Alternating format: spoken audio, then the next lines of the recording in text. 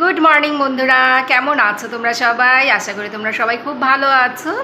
আজকে হলো রোববার আর এখন সকাল 11:30 বাজে।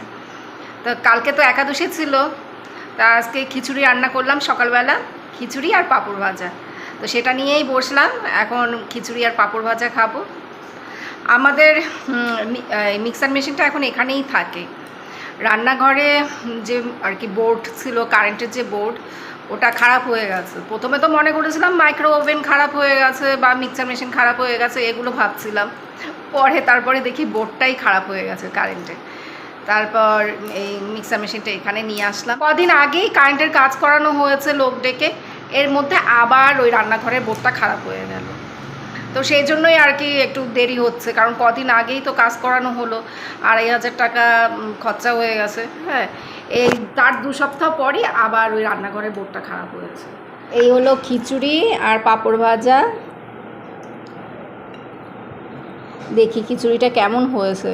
খিচুড়িতে ডালটা কম হয়েছে, ঝালটা বেশি হয়েছে। খিচুড়িতে যদি ডাল বেশি দেওয়া হয় তাহলে খেতে ভালো লাগে। একবারে প্রেশার কুকারে চালে ডালে মশলাপাতি দিয়ে বসিয়ে দিলাম, একদম শর্টকাটে সেরে নিলাম। ভাতও রান্না করেছি, ভাত করলাম আর আলু সেদ্ধ, ডাল সেদ্ধ এগুলো করা হয়েছে। গুড ইভিনিং বন্ধুরা, এখন বিকেল 5:30 বাজে। রান্নাঘরে চলে আসলাম আবার কৃপা অর্জনের জন্য চাউমিন বানাবো, সেই ব্যবস্থাই করছি। পেঁয়াজ কাঁচা লঙ্কা কেটে নিলাম, সিম্পলভাবেই চাউমিনটা করছি, এর মধ্যে সেরকম কিছু দেব না। আজকেও আমি নিরামিষ খাচ্ছি। গতকালকে তো একাদশী ছিল, তার আগের দিন শুক্রবার ছিল, তো এই দুদিন নিরামিষ খাওয়া হয়েছে। আজকেও নিরামিষ খাচ্ছি, কারণ আগামীকাল সোমবার থেকে সোমব্রত শুরু করার ইচ্ছে আছে। আর কোনো ব্রত শুরু করার আগের দিন তো নিরামিষ খেতে হয়, ওই জন্য আজকের দিনটাতেও নিরামিষ খাচ্ছি। সকালের দিকে আমিষ কোনো কিছু আমি ধরিনি, কিন্তু এখন আমাকে চাউমিন বানাতে হচ্ছে। ছেলে মেয়ের অসুবিধা হয়ে যাচ্ছে, পরপর নিরামিষ হচ্ছে তো বাড়িতে, তো ওদের একটু খাওয়া দাওয়ায় অসুবিধা হচ্ছে। কৃপার এখন কলেজে ছুটি আছে বলে তাই কৃপা একটু এটা ওটা করে, মানে ভাতের সাথে হয়তো একটু ডিম ভেজে খেয়ে নেয় বা একটু হয়তো ডিমের ঝোল করে নেয়। তা আজকে চাউমিনটা আমিই করে দিচ্ছি। কৃপাকে বলেছিলাম একবার চাউমিনটা রান্না করার কথা, বলে মা আমার করতে ইচ্ছে করছে না, তুমি করো মা, তোমার চাউমিন রান্নাটাই ভালো হয়, আমি তো অতটা ভালো করে করতেও পারি না। তারপর ভাবলাম ঠিক আছে আমিই করে নিই। আর তাছাড়া কৃপা রান্নাঘরে আসলে রান্নাঘর ভীষণ নোংরা করে রাখে, ওই জন্য আমি আর খুব বেশি একটা জোর দিয়ে বলিনি। চাউমিন রান্না করে তারপরে আমি স্নান করে ঠাকুর ঘরে ঢুকবো। আর এই দেখো, এটা হলো গিয়ে ভোগের প্রসাদ, ঠাকুরের পাশের ঘর থেকে দিয়ে গেল। আমাদের বাড়িতে যারা নতুন ভাড়া এসছে তারা আমাদেরকে সবসময় এটা ওটা খাবার দিতেই থাকে, খুব মিশুকে মানুষ। তবে এই ভোগটা ওরা ঘরে ঠাকুরের কাছে দেয়নি, ওদের এক আত্মীয়র বাড়িতে ঠাকুরের কাছে ভোগ দেওয়া হয়েছে, তারা প্রসাদ দিয়েছে ওদেরকে, ওরা আবার সেখান থেকে আমাদেরকে প্রসাদ দিয়েছে। এখানে আছে পোলাও, তারপরে পনিরের তরকারি, পটল ভাজা, কুমড়ো ভাজা, কাঁকরোল ভাজা, ডালের বড়া, লুচি, মালপোয়া, পায়েস, ফল, মিষ্টি, অনেক কিছু দিয়েছে ঠাকুরের ভোগে। যাই হোক, প্রসাদটা ঢেলে রাখলাম আর কৃপা অর্জুনকে একটু একটু প্রসাদ দিলাম, ওরাও প্রসাদ খেতে খুব ভালোবাসে। আর এদিকে সন্ধেও হয়ে এসছে, আমি স্নান করে এসে এখন সন্ধেবাতি দিচ্ছি। প্রতিদিনই ভাবি সন্ধেবেলা সন্ধেবাতি, পুজো, এইসব কাজগুলো করে তারপর বাইরে গিয়ে হেঁটে আসব, কিন্তু সে আর একদিনও হয় না। কতদিন যেন আমি বাড়ির বাইরে বের হচ্ছি না। অর্জুন স্কুল থেকে আসার পরে ওকে ভাত মেখে খাইয়ে দিতে হয়। আগে তো এই কাজটা আমাকে করতে হতো না, ও নিজেই হাত দিয়ে ভাত খেত, কিন্তু কদিন ধরে ওর বায়না হয়েছে আমাকে খাইয়ে দিতে হবে। স্কুল থেকে আসার পর ও এত টায়ার্ড থাকে, ওর নাকি ভাত মেখেও খেতে ইচ্ছে করে না। ওকে ভাত খাইয়ে দেওয়ার পরে ওর সাথে আমি গল্প করি, ওর সাথেই থাকি তখন। তারপর তো ওর আবার টিউশনে যাওয়ার সময় হয়, তো এই করে সন্ধে হয়ে যায়। তারপর আমি চলে আসি ঠাকুর ঘরে। আর তাছাড়া বিকেলের দিকেও সংসারের কিছু টুকটাক কাজকর্ম থাকে, ওগুলো করতে করতে দেখা যায় সন্ধে হয়ে যায়, তারপরে আর আমার বাইরে যাওয়া হয় না। আর ঠাকুরঘর থেকে বের হই সেই 7টা বা 7:15 নাগাদ। তারপর আর আমার রেডি হয়ে বাইরে বেরোতে ইচ্ছে করে না। সকালবেলার দিকেও সেই একই কেস, ঠাকুর ঘরে আসতে হবে, পুজো দিতে হবে, সেই তারার জন্য সকালবেলার দিকেও আমার হাঁটা হয় না। আর বিকেলবেলাতেও সেই একই ব্যাপার, যে সন্ধ্যেবেলার দিকে পুজো দিতে হবে। এখন যদি বাইরে বের হই তাহলে আমি সন্ধ্যের আগে ঘরে ঢুকতে পারবো না। ওদিকে সন্ধ্যে পুজো দিতে দিতে দেখা যায় 7টা 7:30 বেজে যায়, তারপরে আর আমার বাইরে যেতে ইচ্ছে করে না। আমার সংসারে আমি সবসময় আমার ছেলে মেয়ে, আমার ঠাকুর ঘর, এদেরকে ফার্স্ট প্রায়োরিটি দেই, বাকি সব কিছু পরে। রাতের বেলার পুজোটা দিলাম, ঠাকুরকে ভোগ দিয়ে তারপর গোপালকে ঘুম পাড়ালাম। তারপরে ঠাকুরের যে রথটা ছিল ঠাকুর ঘরে সেটা পরিষ্কার করে সরিয়ে রাখলাম। ওটা উপরের ঘরে নিয়ে রাখতে হবে, আবার সামনের বছর বের করা হবে। ঠাকুর ঘরের আলমারিটা ঝেড়ে মুছে গুছিয়ে রাখলাম। জায়গার জিনিস এখন জায়গায় রেখে দিচ্ছি। কলাগুলো দুপুরবেলা নিয়ে এসছে, সেগুলো ঠিক করে রেখে দিচ্ছি। তারপরে কাজু বাদামের কৌটোতে কাজু বাদাম নেই, কৌটোটা ভরে রাখতে হবে। তারপরে ফ্রিজটাও পরিষ্কার করলাম, সেটা আর তোমাদের সাথে শেয়ার করা হয়নি। তো এই দেখো, এই কাজগুলো আমি বিকেলবেলা ঘরে টুকটুক করে থাকি। মানে এইসব কাজের কথা না কাউকে বলাও যায় না, আর বোঝানোও যায় না। ছোটোখাটো কাজকর্ম হলেও এগুলো করতে তো সময় লাগে, এগুলো তো আর এমনি এমনি হয়ে যায় না। তো এই সমস্ত কাজকর্ম করার পর আর বাইরে বেরোতে ইচ্ছে করে না। আমি এখন এই প্রসাদ নিয়ে বসলাম। প্রসাদ খেতে কী যে ভালো লাগে, ভীষণ ভালোবাসি প্রসাদ খেতে। আমাদের বাড়ির সবাই প্রসাদ খেতে খুব ভালোবাসে, খুব পছন্দ করে প্রসাদ খেতে। আমি এই পোলাও, তারপর ফ্রাইড রাইস, খিচুড়ি, এগুলো খেতে পছন্দ করি। আর আমার বর আবার মোচা, কচুর শাক, ভাত, মানে ভাত তো বলে না, অন্ন বলে। ঠাকুরের কাছে যে ভোগটা দেওয়া হয় সেটাকে তো অন্ন বলে। ওই যাই হোক আর কি, মানে অন্ন ব্যঞ্জনের যে ভোগের থালাটা দেয় সেইটা আবার আমার বরের খুব পছন্দ। ও আবার ওইটা খেতে পছন্দ করে।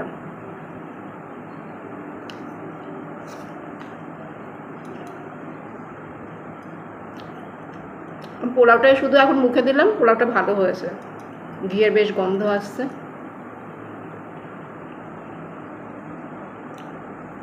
ওই ব্যাগটা নিয়ে আয়, আরে তেলের শিশি আর ওই যে অর্জুনের ব্যাগটা নিয়ে আয়। উপরের ঘরে যাচ্ছি এখন। আজকে সেই সকালবেলা নিচের ঘরে এসছি, এর মধ্যে আর উপরের ঘরে যাওয়া হয়নি। তেলের শিশি কি উপরের ঘরে? ওখানে নেই?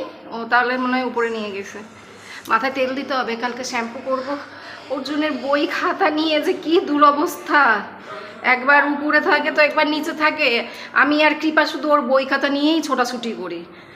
ওকে সমস্ত কিছু গুছিয়ে দিতে হবে, সমস্ত কিছু ঠিক করে রেখে দিতে হবে। আজকেও দুটো পড়া ছিল, তা এখন টিভি দেখছে। সানডেতে ওর কোনো পড়াশোনা নেই। সানডে মানে সানডে। কি হলো, সানডে এনজয় করছেন আপনি? হ্যাঁ, কি মজা, কি মজা। রোজ দিন যদি সানডে হতো বল না, ওর তো রোজই সানডে থাকে, কিন্তু সানডেতে মানে স্কুলে যাওয়ার প্রেশারটা নেই, একটু পড়ার চাপটাও কম থাকে। রাত এখন 11:15 বাজে। হঠাৎ করে শুনতে পেলাম হেভি জোরে বৃষ্টি হচ্ছে। তাড়াতাড়ি দরজা খুলে বারান্দায় চলে আসলাম। আমাদের দরজা জানালা সব বন্ধ করা হয়ে গেছে। তা আমি ঘরে আর কি ওই টিভি দেখছিলাম আর একটু কাজকর্ম করছিলাম, ড্রয়ারগুলো গুছাচ্ছিলাম।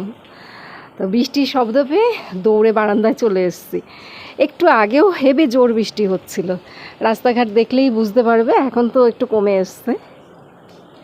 আর আজকে দেখো পূর্ণিমা, ভরা পূর্ণিমা। আজকে 4টা গোলাকৃতি কালো মেঘ আছে আকাশে। চাঁদের উপরে সেভাবে দেখা যাচ্ছে না, কিন্তু আশেপাশে ছড়ানো ছিটানো অনেক মেঘ দেখতে পাওয়া যাচ্ছে। আকাশটা খুব পরিষ্কার বোঝা যাচ্ছে, পূর্ণিমা তো ওই জন্য আকাশটা খুব পরিষ্কার বোঝা যাচ্ছে। এই দেখো টিভিতে গান শুনছিলাম আর ঘরের কিছু গোছানো কাজ করছিলাম। তো ওই ওই ঘরটা পরিষ্কার করলাম। ওই আমরা যে ঘরে ঘুমাই সেই ঘরে ডাস্টিং করলাম, অর্জুনের বই খাতা গোছানো, ওর খেলনাগুলো গুছিয়ে রাখা, এগুলো সব ঠিক করে রাখলাম। দিনের বেলার দিকে এই কাজগুলো হয় না, মানে এই ঘরের কাজগুলো হয় না, ওরা তো অনেক বেলা করে ওঠে, আমি তো ততক্ষণে নিচের ঘরে চলে যাই। তারপরে ওই নিচের ঘর থেকে সেই আস্তে আস্তে এরকম রাতই হয়ে যায়। মাঝে মধ্যেই রাতের বেলার দিকে ওই ঘরটা পরিষ্কার করে রাখি, বেশিরভাগ সময়ই সেটাই হয়। ওরা যখন আবার মানে স্কুল কলেজে চলে যায় সকালবেলার দিকে, সেই সময় কিন্তু আবার উপরের ঘরে আসা হয়। ওরা চলে যাওয়ার পরে, আমার রান্না হয়ে যাওয়ার পরে, তখন উপরের ঘরে এসে আবার সমস্ত কিছু টুকটুক করে গুছিয়ে রেখে নিচের ঘরে চলে যায়। কৃপা বাড়িতে থাকলে কৃপাই বিছানাটা তোলে, আমরা যে ঘরে ঘুমাই সেই ঘরে বিছানাটা, তারপরে ছাদে জামা কাপড় মেলে, তো সেই জন্য আর ওইভাবে আসা হয় না। তো কৃপা বাড়িতে না থাকলে তখন আবার আসতে হয়, ছাদে জামা কাপড় মেলতে হয়, বৃষ্টি হলে জামা কাপড় তুলতে হয়। কৃপা থাকলে আবার এইসব চাপগুলো নিতে হয় না। সেদিন রাতের বেলা কি হয়েছে জানো? সেদিন তখন রাত 12:30 পৌনে 1টা বাজে। তো আমি না ঘুমিয়ে পড়েছিলাম, 12টার দিকে না আমার চোখটা লেগে আসে। হ্যাঁ, অতটাও ডিপ ঘুমাইনি, হঠাৎ আমি না কিসের জন্য একটা শব্দ শুনতে পেয়েছি। হ্যাঁ, শব্দটা শোনার পরে আমি না ওই ঘুমের চোখেই না দরজা খুলে বারান্দায় চলে এসেছি। কিসের শব্দ শুনলাম, কি হলো, কি ব্যাপার। হ্যাঁ, তো অর্জুন সজাগ ছিল। হ্যাঁ, অর্জুন আমার পেছন পেছন চলে এসছে। এখন আমার তো চোখে ঘুম, আমি চোখ এরকম করে রগড়াতে রগড়াতে এসে ওই এই বারান্দায় গ্রিলের এখানে এরকম করে উঠিয়ে দিচ্ছি। হ্যাঁ, অর্জুন আমাকে যেন জাপটে ধরে দাঁড়িয়ে আছে। হ্যাঁ, আমি বলি তুই আমাকে জাপটাচ্ছিস কেন, আমি ঘুমের চোখে ওর সাথে কথা বলছি, হ্যাঁ আমাকে এইভাবে ধরে আছিস কেন, আমাকে কেন যেতে দিচ্ছিস না? ও মা তুমি পড়ে যাবে, তোমার চোখে ঘুম, তুমি তো পড়ে যাবে মা, তুমি কীরকম ঘুমের চোখে দৌড়ে এসছো, ঘুমের চোখে দরজাটা খুলেছো, তুমি পড়ে যাবে। পরের দিন আমার সে কি হাসি পাচ্ছে। সেদিন আর আমি ওর সাথে সেরকম একটা কথা বলিনি। পরের দিন আমি ওকে জিজ্ঞেস করছি তুই আমাকে এরকম জাপটে ধরে দাঁড়িয়েছিলিস কেন, হ্যাঁ আমাকে যেতে দিচ্ছিলিস না? বলে তোমার চোখে ঘুম ছিল, তুমি তো পড়ে যেতে বের করে থেকে, তাই তোমাকে জাপটা ধরে দাঁড়িয়েছিলাম। দেখো এই টবটার মধ্যে না একটা তুলসী গাছ হয়েছে, এরকম আরও কয়েকটা টবের মধ্যে তুলসী গাছ হয়েছে, মানে অন্য গাছের পাশ থেকে এই তুলসী গাছ হয়ে যায়। ওই তুলসী মঞ্জুরি যেখানে যেখানে পড়বে সেখানেই গাছ হয়। যাই ঘরে যাই। গুড মর্নিং বন্ধুরা, আজকে হলো সোমবার। তো সকালবেলা রান্নাঘরে চলে আসলাম, বাসি কাজগুলো হয়ে গেছে। আমি আবার এখন ডাইনিং টেবিলটা মুছে রাখছি। রাতের বেলা তো খাওয়া দাওয়ার পর মোছা হয়, তো সকালের দিকে আরেকবার আমি ডাইনিং টেবিলটা মুছে রাখি। রাতের বেলার দিকে টিকটিকি পোকামাকড় হয়তো ডাইনিং টেবিলের উপরে হাঁটাহাঁটি করতে পারে, ওই জন্যই সকালবেলার দিকে ডাইনিং টেবিলটা মুছে রাখি। আর গ্যাস ওভেনটাও পরিষ্কার করে নিই। রাতের বেলার দিকে গ্যাস ওভেন পরিষ্কার করা হয়, তারপর আবার সকালবেলার দিকে গ্যাস ওভেনটা পরিষ্কার করি। এগুলোকেই আমি আর কি বাসি কাজ বলে থাকি। আজকে রান্নাঘরের গ্যাস ওভেনের পাশের টাইলসটা পরিষ্কার করতে হবে, আর গ্যাস ওভেনের পাশে যা যা আছে সমস্ত কিছুই পরিষ্কার করব। আমার হাতে রয়েছে এক টুকরো লেবু, সেটাই তোমাদেরকে দেখালাম। ফ্রিজের মধ্যে অনেক সময় কাটা লেবু থেকে যায়, তো সেগুলো তো শুকিয়ে আসে, ওগুলো আমি ফেলে দেই না, ওগুলো আমি এই টাইলস পরিষ্কার করার কাজে ব্যবহার করি। তোমরাও এই টিপসটা ফলো করো, দেখবে রান্নাঘরে তেল চিটচিটে ভাবটা অনেকটাই কেটে যাবে। গ্যাস ওভেনের পাশে যে টাইলস থাকে বা গ্যাস ওভেনের পাশে যে সমস্ত জিনিসপত্র থাকে, সেগুলোতে যদি একটু লেবু মাখিয়ে কিছুক্ষণ সময় রাখা যায়, তারপরে সার্ফ স্কচব্রাইট দিয়ে যদি ঘষে পরিষ্কার করা হয়, তাহলে কিন্তু ভালো পরিষ্কার হয়। ওই দেখো লেবুটা কিন্তু আমি এই জানলার কাচের উপরে পুরো ঘষে দিলাম, তারপরে এই পাশে যে টাইলস রয়েছে সেখানেও ঘষে দিলাম। কিছুক্ষণ পর আমি সার্ফ আর স্কচব্রাইট দিয়ে এগুলো ঘষে মেজে সব পরিষ্কার করে নেব। এই পাশটা একদম পুরোটা পরিষ্কার করে নিয়েছি। এই যে তেলের শিশি দুটো, তারপরে ঝুড়িটা, এইটা এই যে এটা, তারপরে এগুলো, এই কৌটো ঠোটো, এগুলো সব ধুয়ে দিয়েছি। লবণের কৌটোটা ধুতে হয়নি, ওটা তো নতুন, তো ওটা ধুতে হয়নি। তারপরে এই যে এগুলো সব ধুয়ে দিলাম। পুরো এই অবধি একদম ঝকাঝক করে সব পরিষ্কার করে রাখলাম, রান্নাঘরের সিঙ্ক ফিঙ্ক সব কিছু। এতক্ষণ তো ঘরের জিনিসপত্র ঘষা মাজা করলাম, এবার নিজেকে ঘষা মাজা করছি। তোমরা তো জানোই মাঝে মধ্যেই আমি এটা ওটা অ্যাপ্লাই করি নিজের উপরে। তো এখানে আছে কস্তুরি হলুদ, কাঁচা দুধ আর হলো গিয়ে বেসন, এই তিনটে জিনিস। কাঁচা দুধ দেখলেই না আমার শুধু মুখে মাখতে ইচ্ছে করে। আমার বর চা বানাচ্ছিল, তো তখন আমি তাড়াতাড়ি করে একটুখানি দুধ প্লেটের মধ্যে ঢেলে রেখে দিয়েছে। হ্যাঁ, কাঁচা দুধ, টমেটো, এগুলো দেখলে, দই, এগুলো দেখলেই না আমি না মুখে মাখিয়ে ফেলি, বুঝেছো? হাতেও মাখলাম, গলায়, ঘাড়ে। বেশি হয়ে গেছে তো ওই জন্যই হাতে, এই পিঠে মাখিয়ে নিচ্ছে। ফেলে দেবো, নষ্ট করে লাভ কি। সকাল থেকে জানো তো আমাদের এই পাশের বাড়ি কুকুরটা হেভি কান্নাকাটি করছে। এই কুকুরটা যখনই কান্নাকাটি করে তখনই না খারাপ কিছু একটা হয়। খারাপ কিছু হয় বলতে এই 2-3 মাস আগে জানো তো মাঝে মধ্যে খুব কান্নাকাটি করতো। আমি এগুলো বিশ্বাস করতাম না। তো ওই আমার আত্মীয় স্বজনরা সবাই যখন বলতো কুকুর কান্না করা ভালো না, কুকুর কান্নাকাটি করলেই খারাপ কিছু একটা হবেই, হ্যাঁ সব সময় এরকম বলতো। তারপর না পরপর আমাদের সাথে খারাপ কিছু ঘটনা ঘটলো। তারপর থেকে আস্তে আস্তে বিশ্বাস করতে শুরু করলাম, যেহেতু সবাই বলে যে কুকুর কান্না করলে খারাপ কিছু একটা হবেই, আস্তে আস্তে আর কি বিশ্বাস করতে শুরু করেছে। সত্যি সত্যি কিন্তু তাই দেখলাম। 2-3 মাস আগে আমাদের সাথে পরপর কত খারাপ ঘটনা ঘটলো। তখন কুকুরটা মাঝে মধ্যেই কান্নাকাটি করতো। 2-3 মাস ধরে ওর কান্নাকাটি বন্ধ। তো 2-3 মাসের মধ্যে আমাদের সাথে খারাপ কিছু আর হয়ও নি। হ্যাঁ, এই আজকে আবার সকাল থেকে কান্নাকাটি শুরু করছে। এখন আবার আমার মনের মধ্যে এই ডাক শুরু হয়েছে যে মনে হয় আবার খারাপ কিছু একটা হবে। তো এই পাশের ঘরে যে ওই যে দিদি আর কি এসছে ভাড়া, সেই দিদি সকাল থেকে একা একা ঘরের মধ্যে বলেই যাচ্ছে, বলে কুকুরটা সে সকাল থেকে শুধু কান্নাকাটি করছে, কুকুর এত কান্নাকাটি করা ভালো না, একা একা কত কিছু বলে যাচ্ছে যে নিশ্চয়ই খারাপ কিছু একটা হবে, এরকম করে কান্নাকাটি করছে। আগে আমি জানো তো এইসব বিশ্বাস করতাম না, যেহেতু নিজে এই খারাপ পরিস্থিতির মধ্যে দিয়ে গিয়েছি, নিজে আর কি এসবের শিকার হয়েছি, সেই জন্য এখন এগুলো বিশ্বাস করি। ও যে একটা সেই কথা আছে না, যে যাকে সাপে না কামড়ায় সে সাপের বিষের যন্ত্রণা কি করে বুঝবে। আমার অবস্থাও তাই হয়েছে, বুঝেছো। আগে বিশ্বাস করতাম না, এখন যেহেতু খারাপ সময়ের মধ্য দিয়ে আমি কাটাচ্ছি, সেই জন্য এখন এসব বিশ্বাস করি। যারা ভুক্তভোগী তারাই একমাত্র পরিস্থিতির প্রতিকূলতা সম্বন্ধে বুঝবে। যাই হোক, এখন ব্লগটা শেষ করছি। আবার বৃষ্টি শুরু হয়েছে, কালকে তো মনে হয় সারা রাত বৃষ্টি হয়েছে। তো সকাল থেকেই দেখছি একবার বৃষ্টি হচ্ছে, আবার বৃষ্টি কমে যাচ্ছে, আবার বৃষ্টি হচ্ছে, আবার কমে যাচ্ছে, এখন আবার জোর বৃষ্টি শুরু হয়েছে। তো এখন স্নান করে ঠাকুর ঘরে যাই। অনেক গল্প হলো, আর ব্লগটাও এখন শেষ করছি। তোমরা সবাই ভালো থেকো, সুস্থ থেকো, সাবধানে থেকো। আবার আগামীকাল দেখা হবে। টাটা বন্ধুরা।